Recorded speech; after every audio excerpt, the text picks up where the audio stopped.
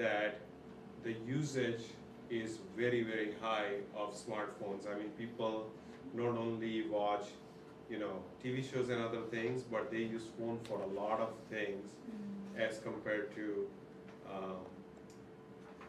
laptops and others. And even I think one of the points, maybe Lawrence, you made, is that the market for these devices, pre-owned devices or used devices, is very high. That means people really want to leverage these devices, and whether it's an iPhone or other type of devices, they really are interested in getting these devices to use them as the new operating systems come up. If you're using online banking from laptop versus you are using online banking from your mobile device, why should that be different in that sense, right?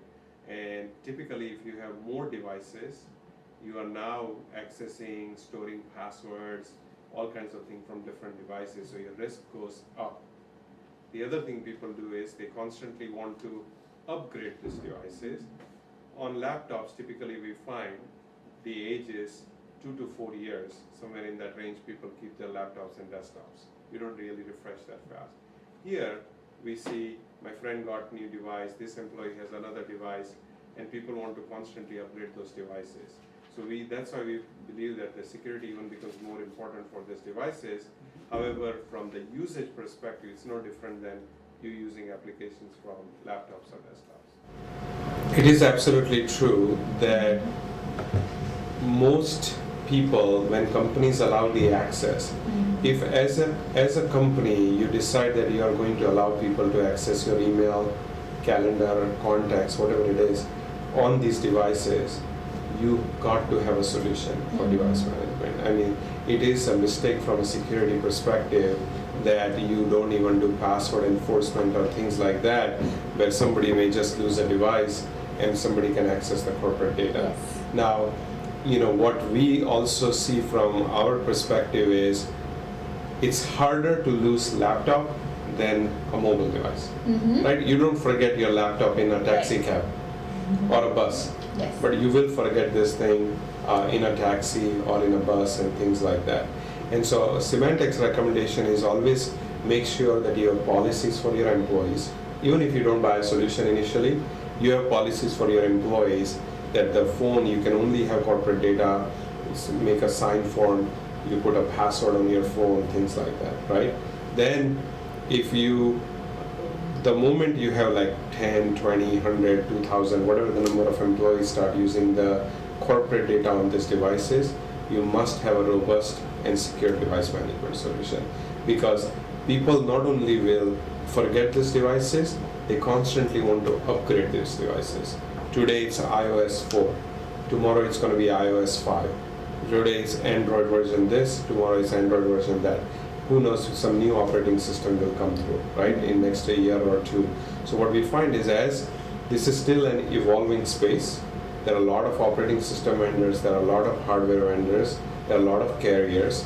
In combination of all that, you need to have, the moment you allow people to have corporate data access on these devices, you've got to have a solution to protect them. Because if you do not, you run the risk of losing information that gets into wrong hands.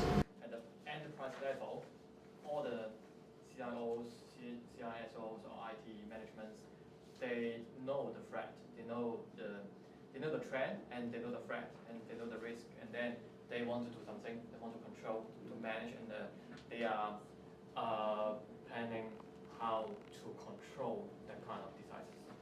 But at the consumer level, well, I would say it's not as alert or as good as at the enterprise level at this moment. Yeah. So Apple has done a great job in creating a very secure operating system. However, people are worried mainly on information on those systems. On Android, we are seeing there is a lot of malware on Android, and people are creating Trojanized applications and so on. However, what we have seen is, if you look at the industry data, Android is the fastest growing operating system.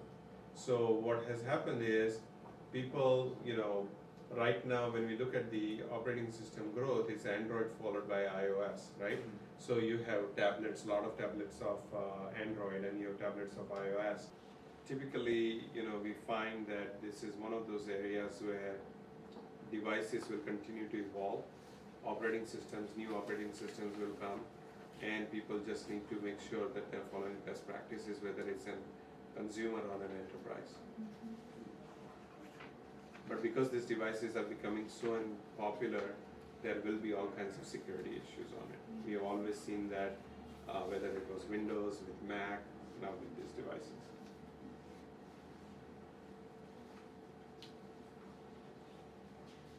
First thing, you need to have a password protect for your device.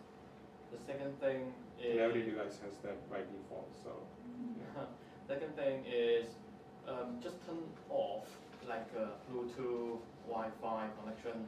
Only turn on when you need it, right? And we know everyone is using hotspot, like iPhone. So make sure you are the only one using the hotspot. Yeah. And don't.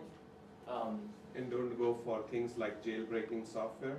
Yes, exactly. Do not try to jailbreak your iPhone so that you can use other types of applications and so on.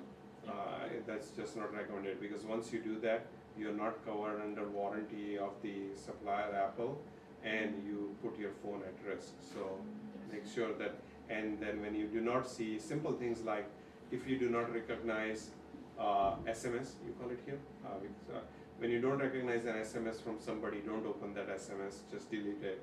If you look at the attachment that comes on your email, if you don't know the sender, don't open it.